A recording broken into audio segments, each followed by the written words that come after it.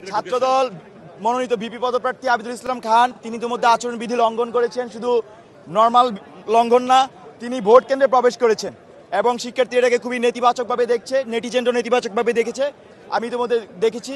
এর বাইরে লিফলেট ভিতরে নিয়ে কিছু প্রশ্ন উঠেছে, কিন্তু আমি মনে করি এটা নির্বাচন কমিশনের ব্যর্থতা, কারণ তারা কোনো রেড লাইন দিয়ে দেয়নি যে কতটুকুর মধ্যে করা যাবে কতটুকুর মধ্যে করা যাবে না, কোনো ডিরেকশন দেয়নি। তারপরেও শিক্ষার্থীরা নিজ উদ্যোগে দেখবেন যে নিজেরা নিজেদের ভলেন্টিয়ারিং করছে এবং এই ইতিবাচকতাটা ঢাকা বিশ্ববিদ্যালয় জুলাই পরবর্তী সময়ে আসলে নতুন অধ্যায়।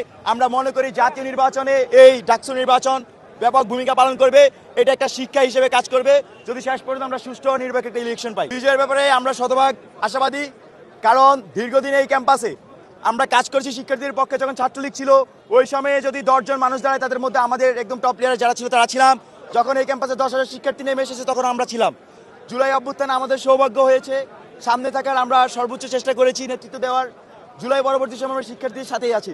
তো আমরা শতভাগ আশাবাদী শিক্ষার্থীরা আমাদেরকে তাদের প্রতিনিধি হিসেবে নির্বাচন করবেন এবং ঢাকা বিশ্ববিদ্যালয় তাদের শিক্ষার্থীদের ভোটে বৈধ প্রতিনিধি পেতে যাচ্ছে।